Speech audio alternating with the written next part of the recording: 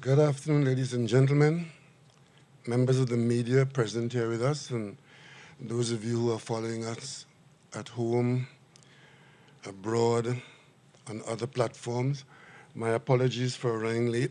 I was just trying to have some information which I can share with you, largely in the light of today's news, as well as what I had intended to share with you when this press conference was scheduled. So it took me a little time to pull a few things from the records. So let me begin by addressing, there are three items I would want to address today, three sections of interest.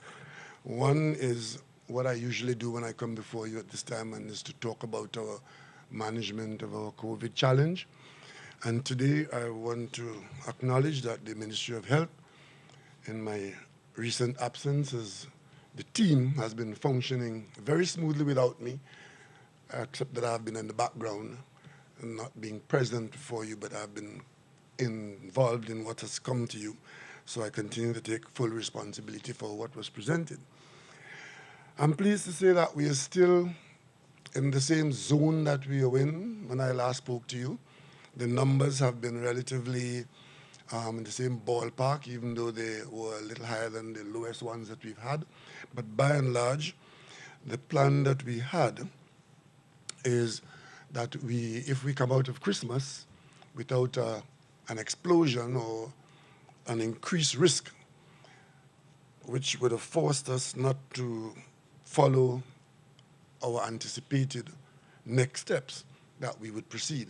You would have heard the Minister of Education, in speaking to the population through you, say that we are in fact going to do what I had promised to try to do last year, which is to look at our school population and see to what extent we could expose ourselves nationally by having some activity in the schools. It is not that we are opening schools. We are very selective, and what has driven this is that there's a cohort of the school population which is preparing for exams, and an integral part of their exams involve the use of facilities at school which they can't have in the virtual arrangements that they've had. So in order to have them complete their preparations for the exams, we've agreed, and I hope and I think, and I've seen it, and I'm pleased that I've seen what I think I've seen, and that is the tutor and the Parent Teachers Association. I saw the tutor. I'm assuming that the PTA is also on board with this step forward, and that is to bring out the Form 5, I think it's 4, 5, and 6. These are our senior pupils, the ones engaged in preparation for exams at the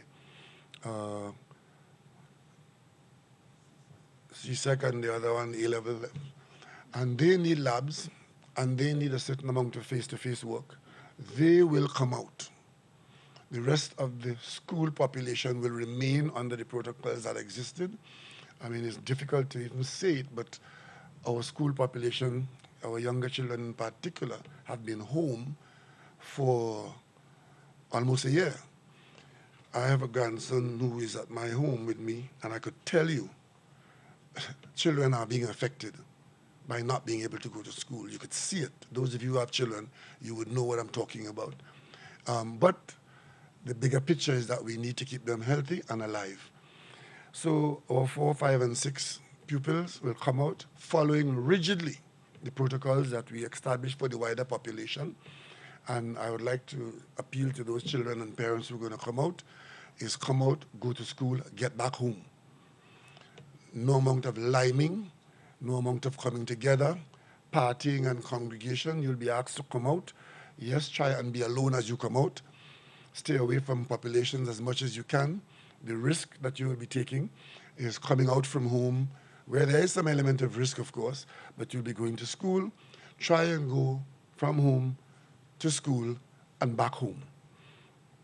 we have made arrangements through the Ministry of Health and the Ministry of Education to have additional staff in the school compounds to try and assist the teachers and the students to be protected and to protect themselves.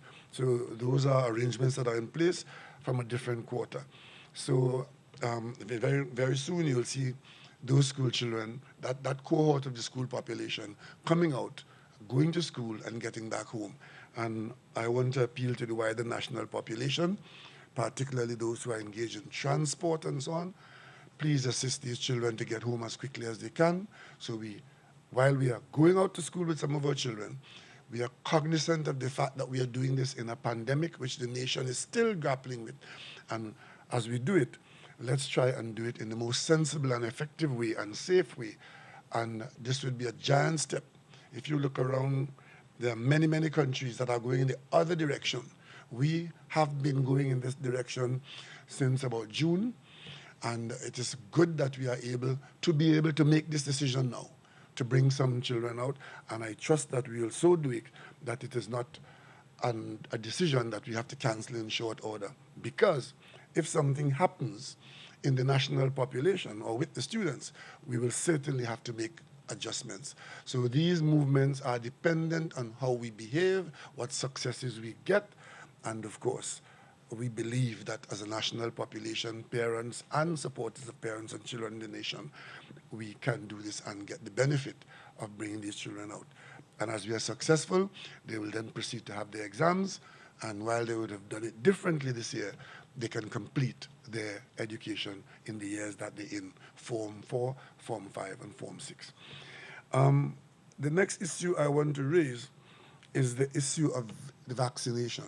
You know, we are all anxiously awaiting the use of the approved vaccinations, the vaccines that we can vaccinate our population, starting with the healthcare givers and the elderly at homes and elderly above a certain age, depending on what quantum of vaccines we get. We are not developing a vaccine, we are not producing a vaccine, but we are part of the world effort, which is called the COVAX, where we pay significant sums of money in, like other countries, well over 100 countries, because what we understood and what is being advanced to the population of the world is that no country can isolate itself, inoculate itself, and be safe from the vaccine by its very nature and the nature of its transmission. And the WHO got the world's governments to agree that we'll all fund the research and the development of the vaccine. And when a vaccine becomes approved, when it becomes available and approved, that the wealthy and bigger countries don't just hug it, and that the poorer countries and smaller countries end up without it. In other words, it's not a question of who has corn feed only their fowls. The COVAX, there was a formula in COVAX which would allow everybody to get a certain percentage of what's available. And as different vaccines come on board and the availability should increase, the number of available vaccines should increase as the number of producers get approved. So far, there are 2 producers that have been approved, but they're both approved, one for US and the UK. And you're seeing in the news 2 things. One, the anticipated percentage that should have been available is not yet as available.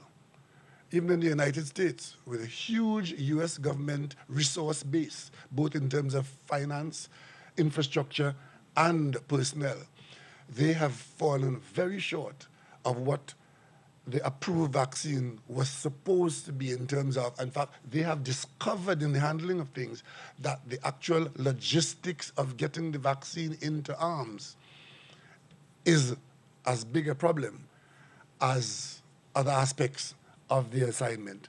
So now there are new efforts being made to address that, and we here in Trinidad and Tobago have the same issue. But since we don't have the vaccine, what we have is the preparation. We have been preparing that when we get ours. So that aspect of it where the amount of vaccines that are available is not what we expected it to be at this time. And also there's a hint that it is not going as fast as it should where it is supposed to go, even within one of the larger countries where the vaccine is being handled. And then there's a third hint, and that is that from what has been done so far, you're hearing complaints from some quarters that the formula is not working as smoothly as we thought it would work.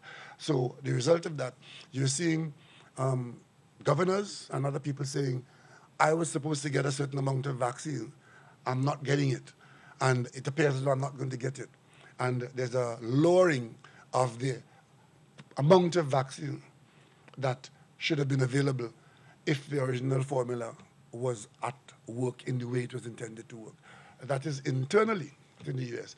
And with the COVAX now, you're hearing in Europe, some countries are accusing other countries of hogging it for their population, which is what we anticipated, and that is what drove the creation of the COVAX.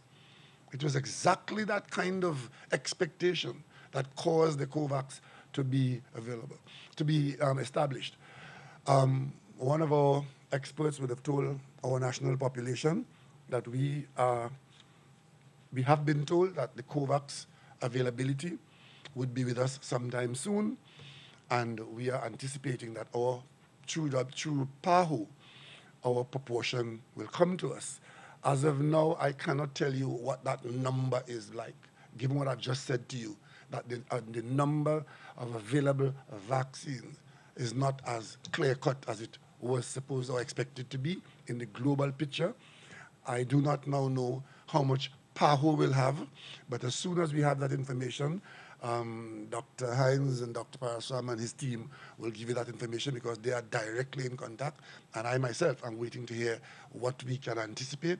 And until we have it in our hand, we are simply anticipating that the process will work and allow us to access the vaccine. And of course, as soon as that becomes available, we will begin to vaccinate our most vulnerable population. And hopefully, we will get a sufficient quantity. And even more so, hopefully, those other producing or potential producers of vaccines who are on the verge of being approved, we are hoping that they get approval, like, for example, the Johnson & Johnson one that is supposed to be close. If they get approval, then that would add to the amount of vaccines available. If perchance it doesn't happen, well, you know what that means in terms of the knock-on effect. So we are all, Trinidad and Tobago and the rest of the world outside of maybe 2 or 3 major countries, we are all awaiting the approval of vaccines and the delivery of the actual vaccines. So that being said, Caricom was very concerned about that aspect of what I just mentioned. We had a Caricom heads of government meeting recently, and as you know, Trinidad and Tobago is chairing Caricom at this time. And one of the issues that came up in that heads of government meeting was this whole question of what can we expect of the COVAX? What are we seeing? Is it functioning? Is it that we have to make our voices heard? And in fact, we did. There was a release from the Caricom meeting to the world that we are concerned that small countries need to be taken care of in the distribution of whatever is available. So that's a Caricom position which went out as a result of our meeting. And we continue to monitor this and to stay there and talk to persons around the world who can assist us. As a matter of fact, there's a contact between us and the African Union who are offering to help us not be left behind. The Prime Minister of Barbados is in direct contact with some of our colleagues out there, and she's reporting to me, and we are talking on this, and we have agreed to accept the assistance that is offered by the African Union people who, because they are a larger bloc, they have a little more clout than we have, but they are concerned because of our diplomatic contact with them and expressing our concerns to them. They have reciprocated by making certain offers to us, which would assist us in not being left out. So there's a relationship building between Caricom and the large African group of countries that are in this whole world effort to get our populations inoculated. Another issue which has quietly come up, which is of concern to us, is the issue of the Venezuela-Guyana border dispute, which has flared up again. And again, this has become, immediately, it has become a Caricom issue, because as you know, Caricom has always been engaged in defense of Guyana's sovereignty and its territorial integrity, and now it falls to Trinidad and Tobago to speak for Caricom on this matter, and we have been so doing. We have issued, on behalf of Caricom, certain cautionary encouragements to the interested parties, holding to the principles of non-aggression and respect for international law and multilateralism as against unilateral behavior.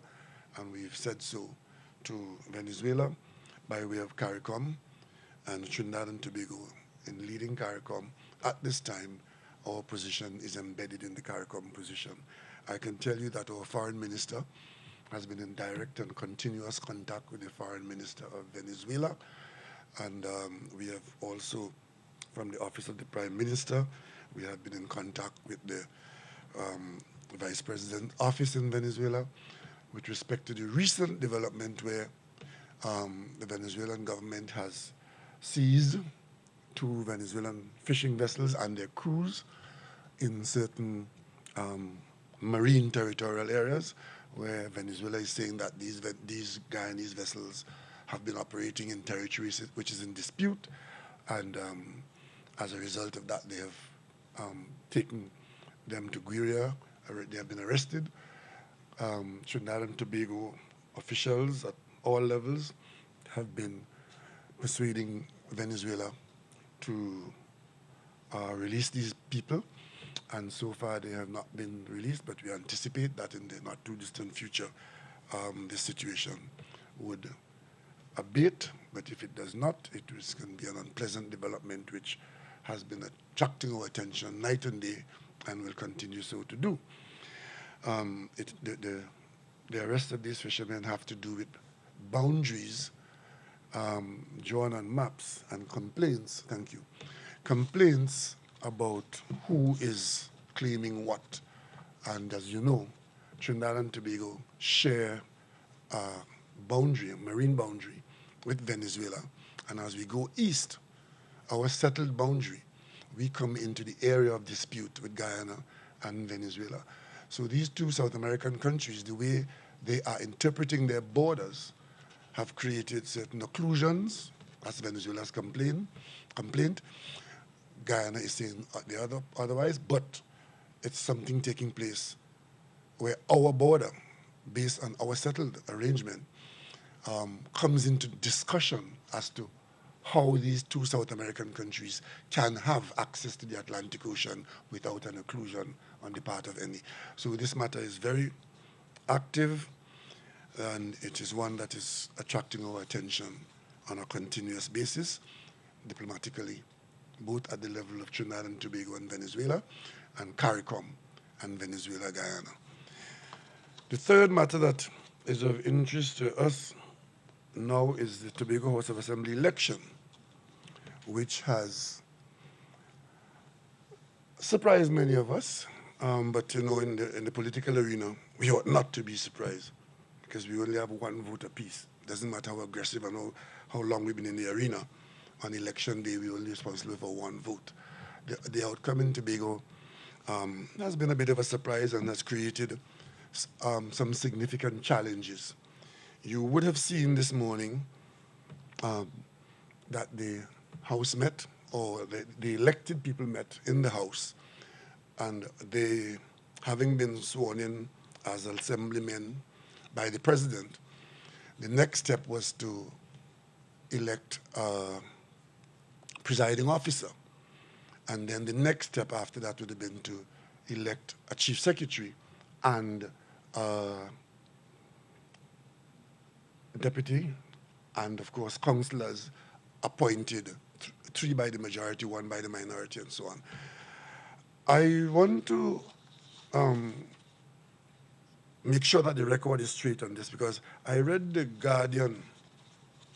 I am one of the few politicians who own up to the fact that I read the papers every day. And in preparing to come to this press conference, in reading The Guardian, there's something that I have to address first and foremost. Because if I don't address it today, by tonight, I'm sure it's going to influence the news, and by tomorrow, it's going to be fact in the print media. So I have to address it now as I address the Tobago situation. Now, if you, and it's on page 5 of The Guardian, where it says, Ramesh, Dumas, and Pandu weigh in on the conundrum. Fresh elections, the only way forward in the THA impasse. Well, now we know we have a THA impasse because they've met and they tried to do the first thing that they had to do, which is to elect a presiding officer, and they failed to do so because the 6-6 deadlock has now been demonstrated. But in the papers, my former parliamentary colleague, Senior Counsel Ramesh Lawrence Maraj, who was the Attorney General, I want to read for you 2 paragraphs in The Guardian which ascribes the point of view of Ramesh Maraj in this article. It says, Maraj said, when he drafted the legislation back in 1996, and he's referring here to the THA Act of 1996, he was the Attorney General of the government of the day. That was the 1717-2 government, when the 2 Tobago seats became part of the government with the 17. He said, when he drafted the legislation back in 1996, as Attorney General, the aim was to give Tobago full autonomy, but the legislation had to be amended when the PNM did not agree to that Tobago autonomy. It was a different piece of legislation, but the PNM at that time said that they were not supporting the full internal self-governance for Tobago, and the original bill, which was drafted by me, was to give Tobago full internal self-government, but within the Republic of Trinidad and Tobago, unquote. I want to make it abundantly clear, standing here as Prime Minister today and as political leader of the PNM, that after 25 years, I will ascribe to Mr. Maraj some fogginess of memory. I myself can be subjected to that. I know what that is. Something that you handled 25 years ago. It is relatively easy and expected that your memory could be foggy.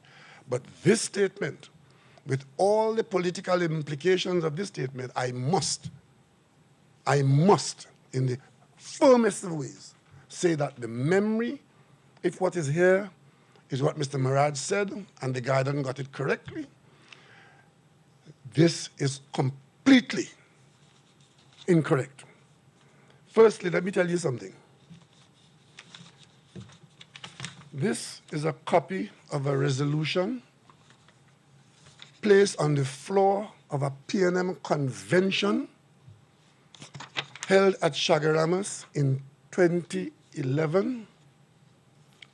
And that resolution was in support of the effort that was taking place in Tobago under the Orville London Assembly in order to bring about, and maybe in fact it's important enough for me to read it for you. Whereas the Tobago House of Assembly appointed a special select committee to review the Tobago House of Assembly Act number 40 of 1996, and also to review the Constitution of Trinidad and Tobago with special reference to a Tobago position on the reform of the Constitution. And whereas the special committee, after extensive consultation with individuals, groups, committees, and political parties in Tobago, prepared a report which was forwarded to the Senior Council to guide the drafting process to revise the THA Act and attendant amendments to the Constitution in order to define Tobago's objectives for full internal self-government.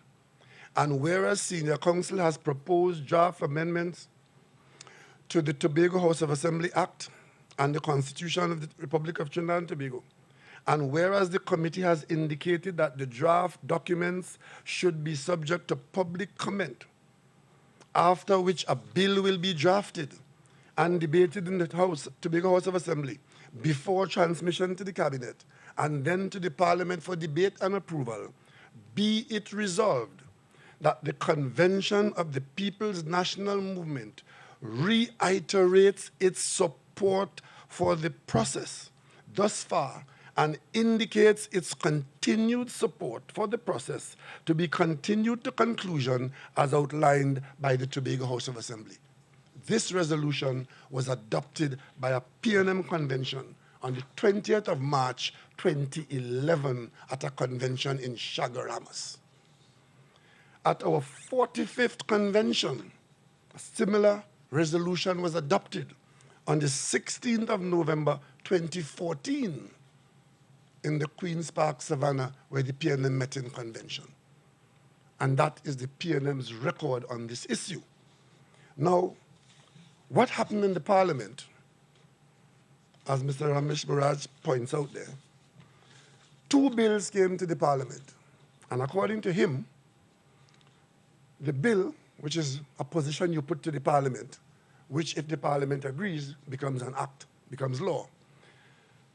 If you take what Mr. Maraj has said there as fact, that they came to the Parliament with a bill to give Tobago full internal self-government, but because the PNM didn't agree, the bill had to be amended, and therefore what came out as the act is what they didn't want because the PNM didn't agree.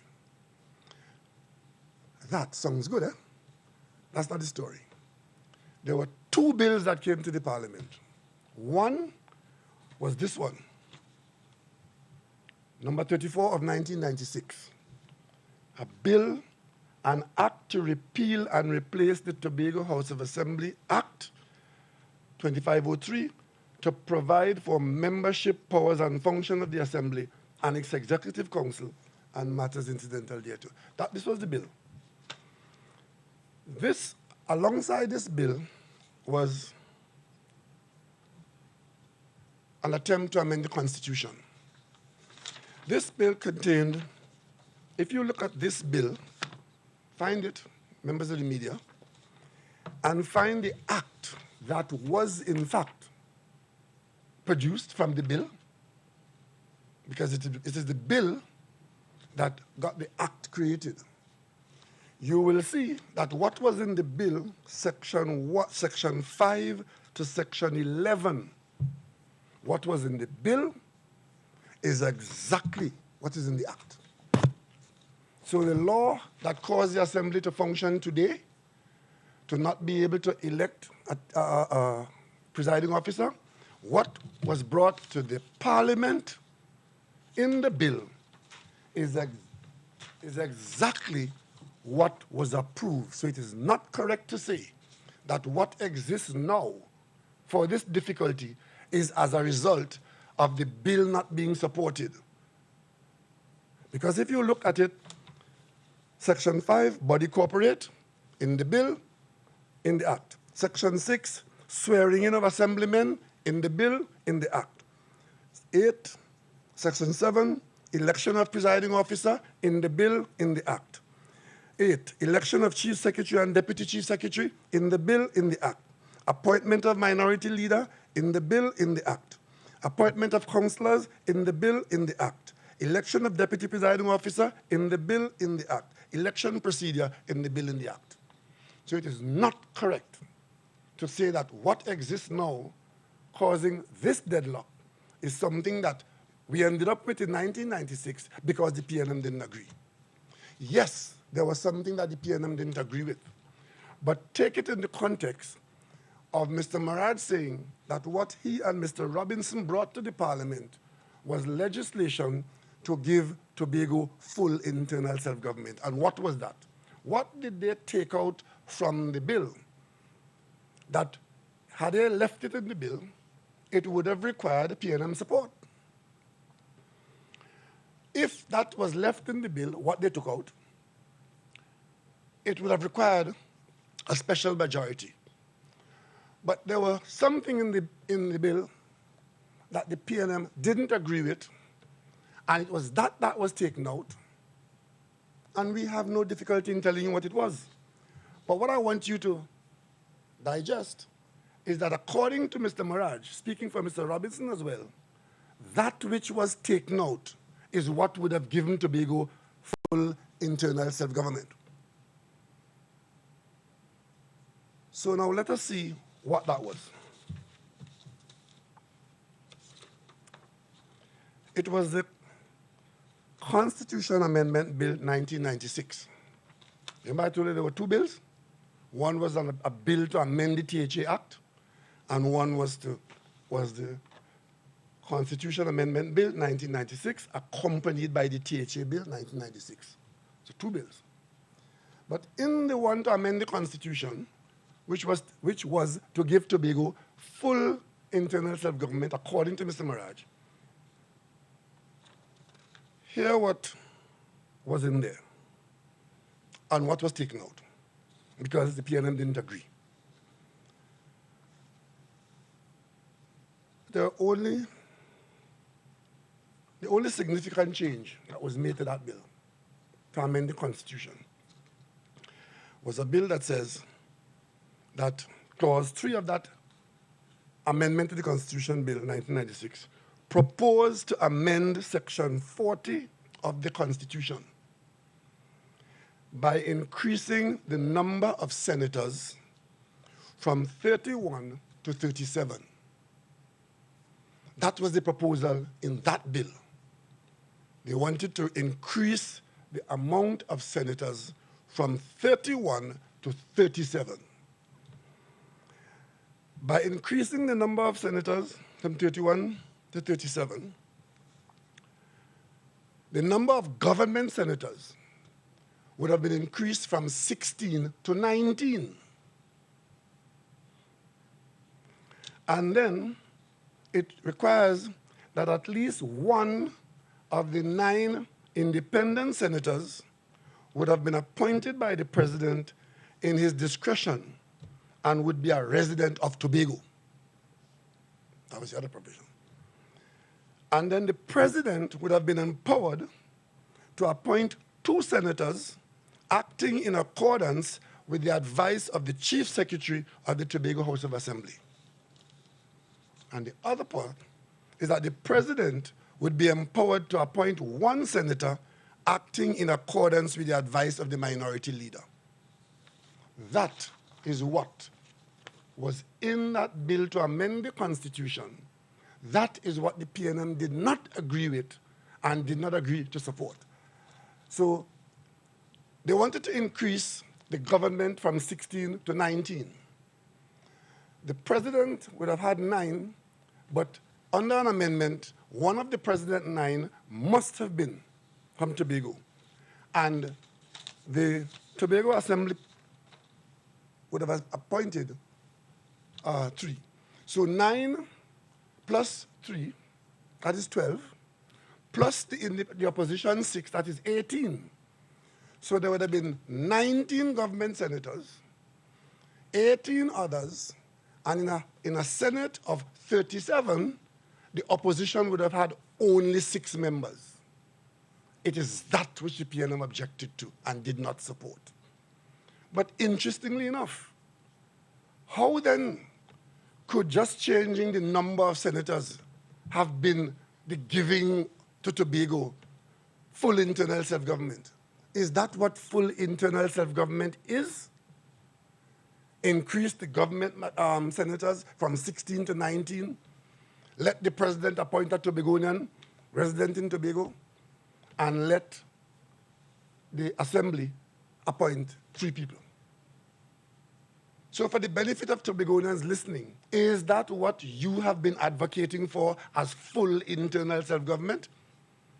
A restructuring of the Senate, and then at the national level, what you would have seen is a Senate of 37 people, where the opposition would only have had 6 members. So a PNM opposition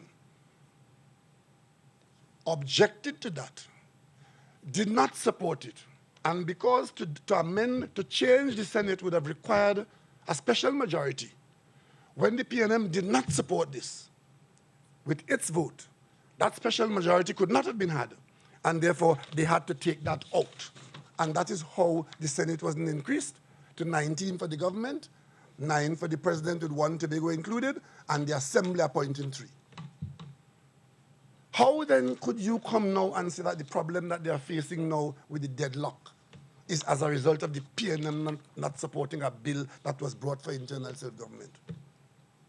I would like to ask my former colleague to go back to the Hansard, and when he goes back to the Hansard, he will see where he himself is saying that the bill before the House has the support of the opposition. And he was talking there about the bill with respect to the Tobago House of Assembly Act. He could not have been speaking about the amendment to the Constitution to do what I just told you, because that support was not there. But the support to create the amendment to the Tobago House of Assembly Act, that Attorney General is on Hansard saying that the support of the opposition is available for that. So I just want to make the record very clear so that nobody could go and say that the bill which came into law, which is the law that is operating today in the THA, is as a result of PNM opposition. As a matter of fact, when that came for the vote in the parliament, the vote was 34 for and 0 against. That was the vote. 34 for, 0 against the amendment to the Tobago House of Assembly Act. It was an amendment to the Constitution to change the Senate, where the PNM support was not had. And that, as I beg to differ, that was not full internal self-government. Because we could do that today, if that is what Tobagonians will say they want as full internal self-government. 4 senators, 1 appointed by the president, 3 by the assembly, 2 by the majority, and 1 by the minority. There's a bill before the parliament now. What the PNM convention acknowledged was the work that was done by Orville London's team. The law to be drafted, that was done. It came to the cabinet, that was done. It went to the parliament, that is being done. It is now before a joint select committee of the parliament, and a huge amount of changes, major changes, are now before the parliament, way beyond any tinkering with the Senate. So if I am to take Mr. Mirage's comment in The Guardian, I will say this is the first time that there's any real attempt at legislating full internal self-government, what is now before the parliament. And only yesterday, I've seen it in the papers, again, Mr. Guiding, that the bill had lapsed. And I heard politicians in Tobago saying that the bill had lapsed. The bill had never lapsed. We took steps along the way between 2018 and now to ensure that the bill stays alive and well and the work is preserved and going on. All of 2019, there was huge consultations among that in the parliament, in the Joint Select Committee. Then came COVID in 2020, and of course, you know the effect that COVID had. Once the parliament started functioning again, that is there before. And only yesterday, the parliament took steps to extend the life of that committee, which is working alive and well, until May, to continue this work. It is the first time that any significant attempt is being made in the parliament to make the kinds of changes that would give Tobago that full internal self-government. So if there was any thought in 1996 that full internal self-government was a handful of senators, I'm saying the PNM knew differently. And we always, right? And I'm saying that I'm able to quote for you here from a party convention. I defy any other political party or any other person speaking for anybody else in this country to say that they have that on their record. 2 conventions, our 43rd and our 45th, where this issue was on our record, supported by resolutions binding the party to that. And that is why a PNM cabinet could have gone with the work done in Tobago, widespread consultation, take it untouched to the parliament, put it in committee, and the committee is working. Government, opposition, and independence. And now the life has been extended until May of 2021. So that takes care of that. And if you want a shortcut, Go and look at the amendments made to the bill to amend the THA Act in 1996, and you will see what amendments were made and what the impact of each amendment is, and you will find nothing there to deal with full internal self-government or electing officers in the assembly. Nothing. None of those amendments. There are amendments to do with provides for the appointment of a minority leader. Councillors now made by the president on the advice of chief secretary and minority leader. Qualification of membership. Place members of the assembly. Salary. Change in the legislative language. Removed. So at the assembly for matters with central government retain responsibility. That was the amendment to the bill to amend the Tobago House of Assembly Act, which had the full support of the PNM, and that act is now the one that is functioning, and as of today, we can speak about deadlock. I suspect, excuse me, I suspect that if my colleague, the former Attorney General, had done what I had to do for the last 2 days, he would not have been quoted in the way he has been quoted here, which can be easily refuted by the records of the Parliament. I have sought legal advice. The minute the results came in on Monday night, I realized that as Prime Minister, I had to have sound legal advice. I had been in touch with the Attorney General and senior counsel by way of the Attorney General to determine what is the nature of the problem, how is the problem likely to evolve, and how it can be rectified as the relevant aspects of that evolution takes place. The second step took place today. We had the president swearing in those who were elected on election day. So we have 12 assemblymen as per the act. And if you go to section 6, the swearing in, that would have taken place. We got to the election of a presiding officer. And of course, the votes in the assembly of assemblymen. Because you see, the Tobago House of Assembly Act is very specific to the Tobago House of Assembly. And therefore, the steps are spelled out in there. And it makes provision for certain things.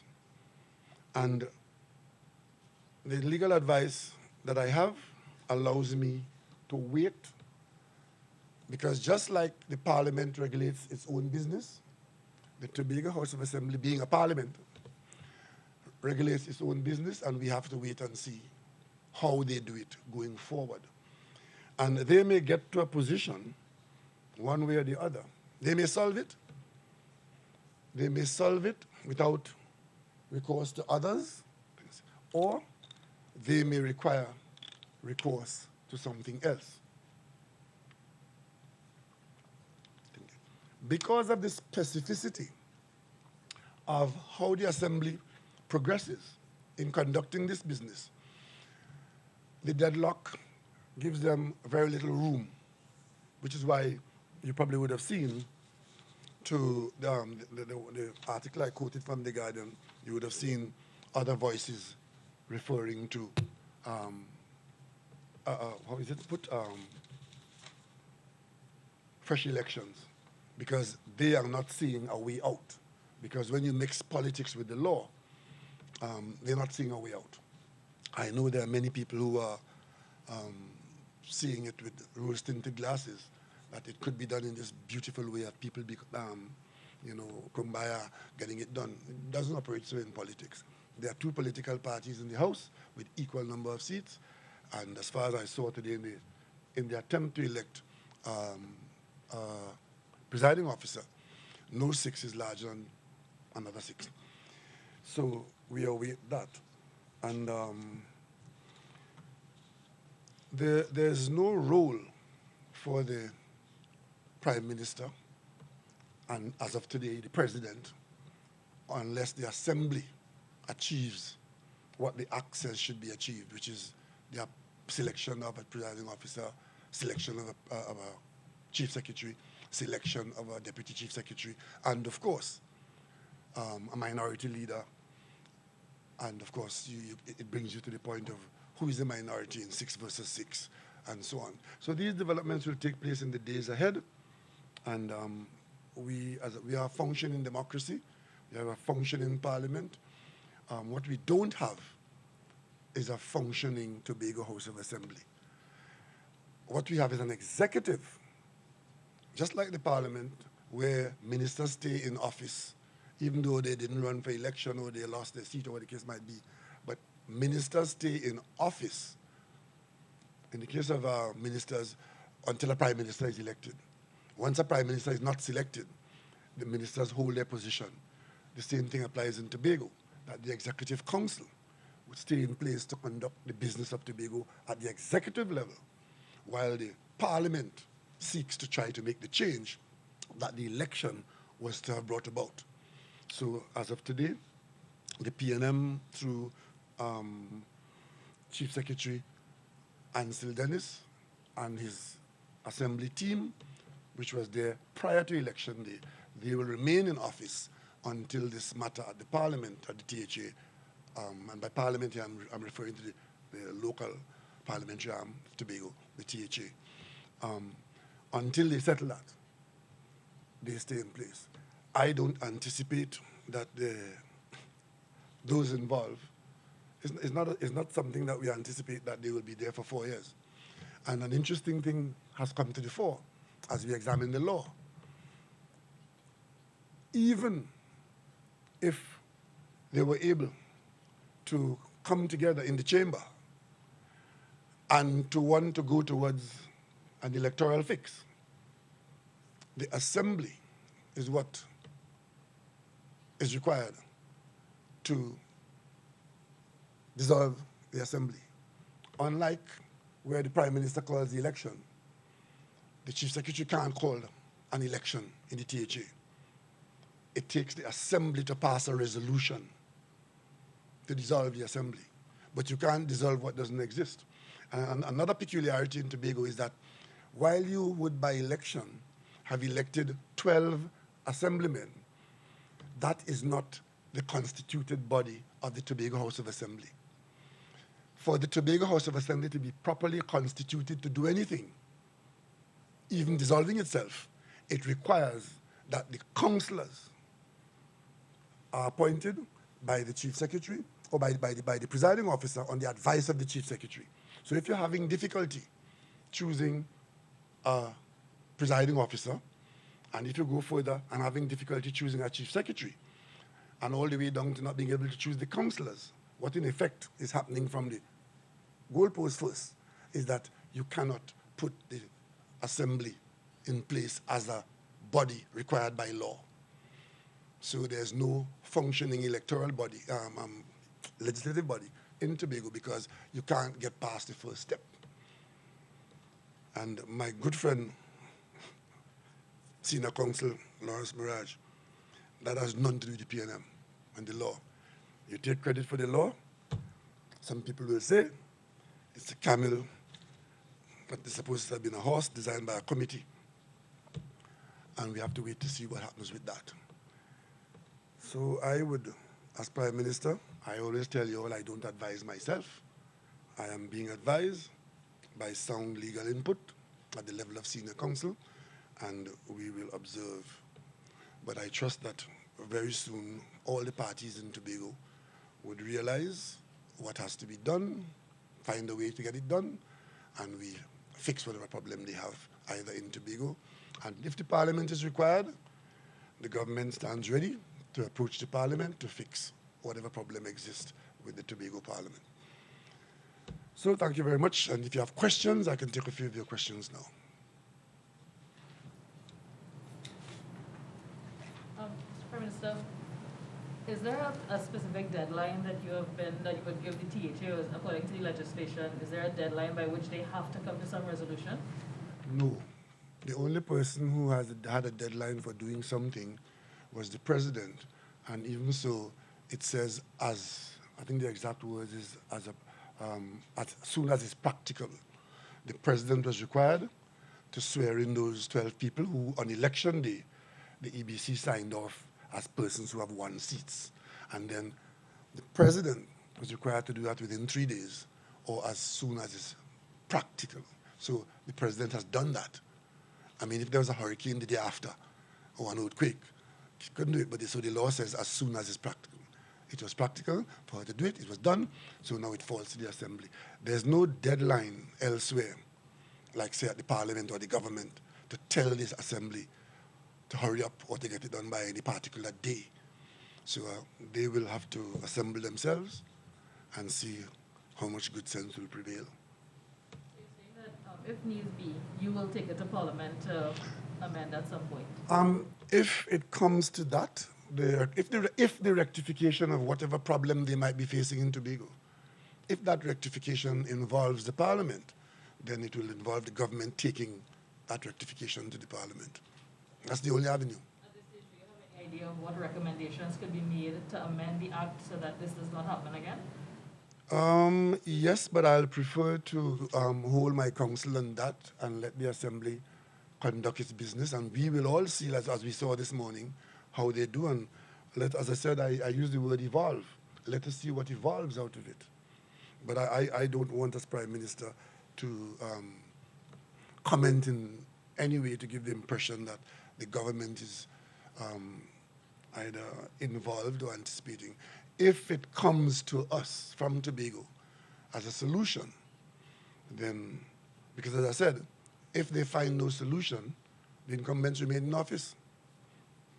It might not be the best way, that would not be good governance, but it is an interregnum that we have to live with, as we have lived with at the level of the 1818 at national level. I remember when it was 1818, I remember days upon days and weeks upon weeks, the appointed cabinet, the Manning cabinet, I was a member of that cabinet, and we used to meet at the Hilton for months. We used to meet on Monday afternoons, myself, Patrick Manning, Bazio Pandey, Gerard Yakmin, trying to find a solution. We never found one. But in the meantime, the cabinet as appointed functioned until we got to the polls. So this is a Tobago issue, and the Tobago component, will, for the time being, there are all kinds of suggestions and proposals will be advanced. We'll see what survives in the end.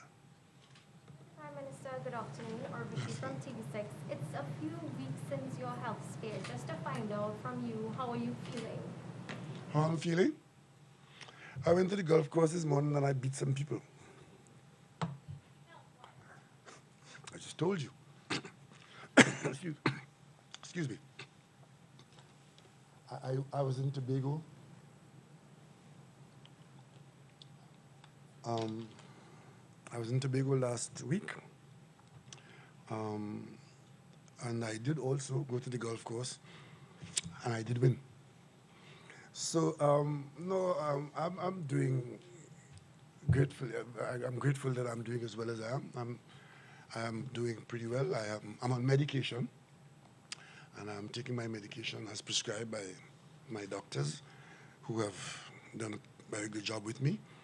And so far, I am feeling very good. In fact, I have been working much harder in the last few days than before I had my medical procedure, because, with these Caricom things, it involves a whole lot more work. As chairman of Caricom, I have to be consulting with a wider body and getting things through. I can't go off on my own and take positions. The Ministry of Foreign Affairs is very active. I don't know if you were told by the Ministry of Foreign Affairs, we have appointed Caricom ambassador, former Permanent Secretary Signoret, who is a Caricom ambassador functioning at the Ministry of Foreign Affairs. I'm sure that would have been noticed sometime before. And so we, Trinidad and Tobago, with the government, we are very busy, not only with our national problems. Now we have our Tobago additions to it, and then we have Caricom, and of course, that is when you have the issue flaring up in Venezuela and Guyana. As you may remember, the secretariat of Caricom is in Georgetown in Guyana. So we are very engaged all around. And much to this, some people wouldn't understand this. We have been in constant communication with the government of Venezuela because these are issues that we have to, Yesterday, I heard my opposition colleague once again on this foolishness about Delcy Rodriguez coming to Trinidad and Tobago. Delcy Rodriguez, the vice president of Venezuela, a government that is recognized by the government of Trinidad and Tobago. And somehow, our opposition here sees a problem with the government talking to Venezuela. Now that Venezuela have locked horns over territorial dispute, I wonder who they want me to talk to now as chairman of Caricom. Who should I talk to now? And I'll go further. This issue of the flare-up between Venezuela and Guyana on territorial dispute came up at the OAS. And guess who is in support of the Maduro government position standing against Guyana in this matter? The representative for President Guaido. So the Venezuelan position, government and opposition at the OAS, is opposed to Guyana's position. And of course, as chairman of Caricom, Guyana's position is of interest to us, and our position, even before these recent developments, and at Caricom, that's clear what our position is. And of course, we keep talking to the Venezuelans along those lines. Getting back to Tobago, Chief Secretary Mr. Dennis has signaled that he would be reaching out to you. Do you think at this point you would also require the PDP to reach out to you before? Well, Mr. Dennis is under law required to, and I am under law required to consult with the Chief Secretary.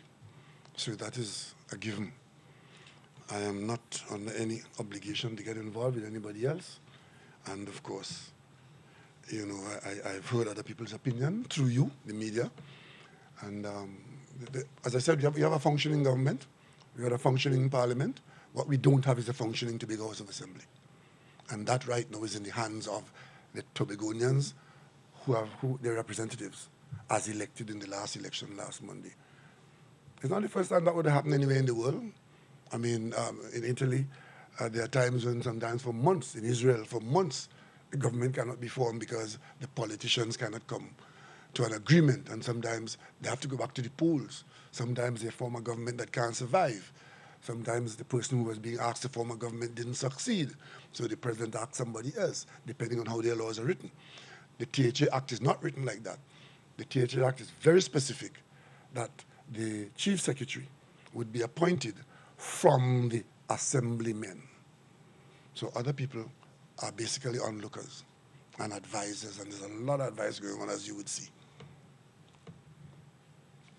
Mr. Prime Minister, with respect to the decision to reopen schools, it comes as CAFA only today called for enhanced vigilance with respect to the new UK variant. And if I may also add, there's these two new variants in Brazil, Venezuela, Trinidad. I mean, how? Well, let's put it this way. After 1 year of dealing with this virus, I think by now we all have come to the conclusion that we are living with a virus. The circumstances in Trinidad and Tobago permit us to do that. If those circumstances change, we most certainly will respond. I have seen today, in my monitoring of the global scene, I have seen today that the South African variant has now been identified in our part of the world, in the Western Hemisphere, I think in the United States. So the South African variant is in the US, it's not here with us. The British variant has just arrived. We have one example. But basically what we're doing, we're trying to live with the virus in a safe way. We are assessing our risk, and we are taking that risk in as careful a manner, but it's called risk. If we bring those students out, as we are going to do, given what we have now as our level of infection, if those circumstances change, of course, we will have to revisit that position. But if they change for the better, we may end up bringing more students out, and that would be a good position to be in. But that can only happen if we continue to respect the threat that the virus. I saw some police work recently with 100 people in a party in a downscale environment, where people just think they have to party. These are people, as we say in Tobago, stick breaking their ears. And such people would only react sensibly when they come face to face with possibly bereavements in their own family. There's nothing else I could say. What else? I've been at this podium for a year, pleading, beseeching people to be sensible, but you have to party. Because you somehow feel that you will party and have a wonderful time, and somebody else will catch the COVID, and somebody else will be... It could easily be you. And I guess that's only then will they respect the threat that we're facing. And I don't think that is sensible. I think that is, folly on steroids. And some people in this country, unfortunately, like every other country, I presume, believe that they are entitled to behave in a particular way because of who they are, and that the threat is not to them. That is a behavior that puts all of us at risk, because the virus is no respecter of persons, race, class, religion, color, or bank account.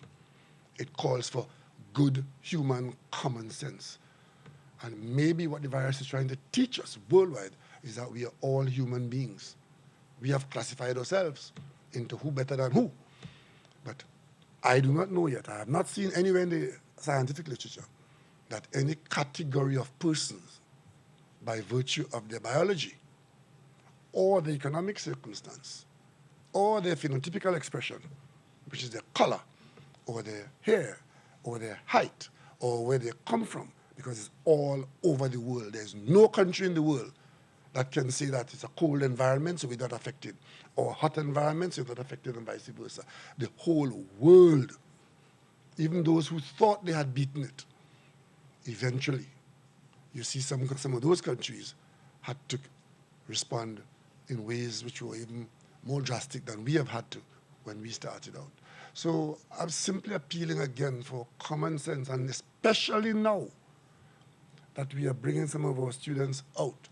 Because right now, the abnormality in our country is closed schools, half filling of restaurants and bars and so on, and a closed border. Other than that, we are pretty much operating normally.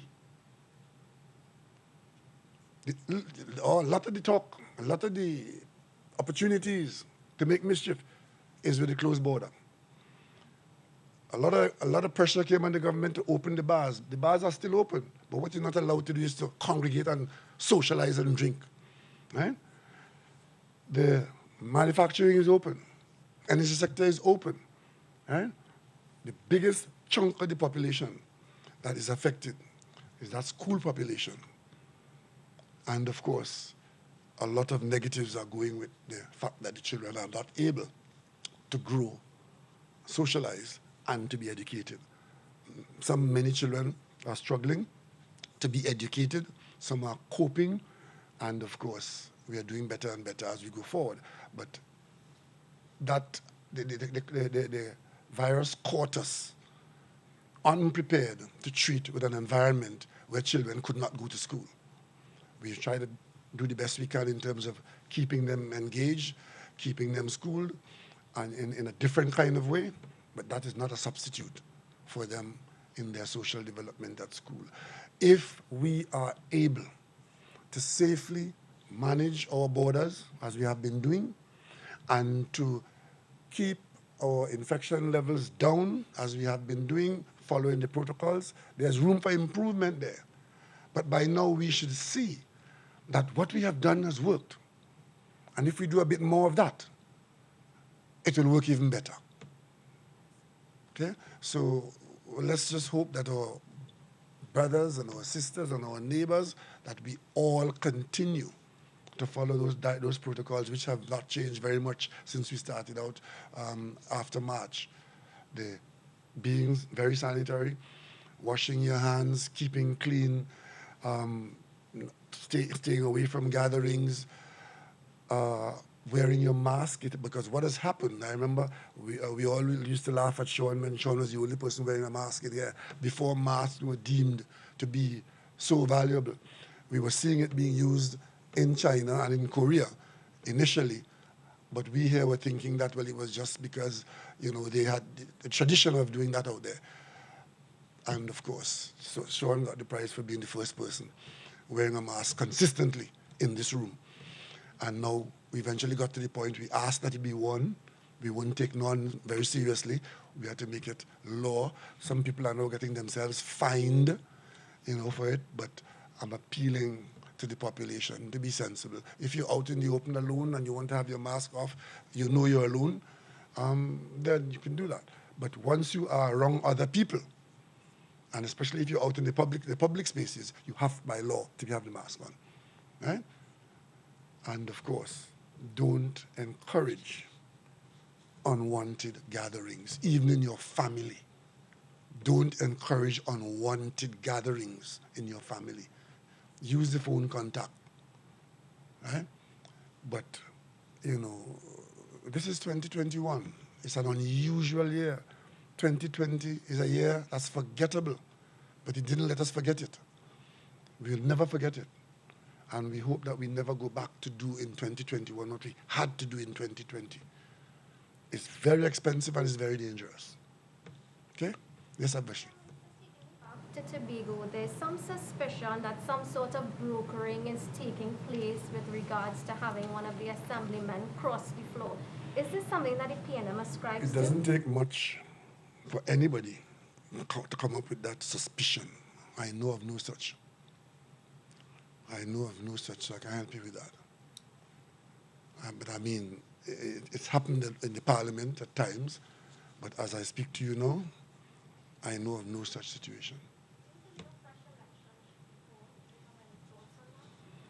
Well, as I said, I am not at this point going to express an opinion on that, because that opinion would become part of the conversation and the suspicions, as you just mentioned.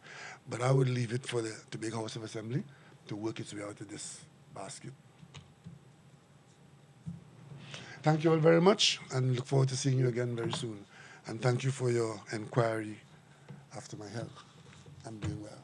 Thank you.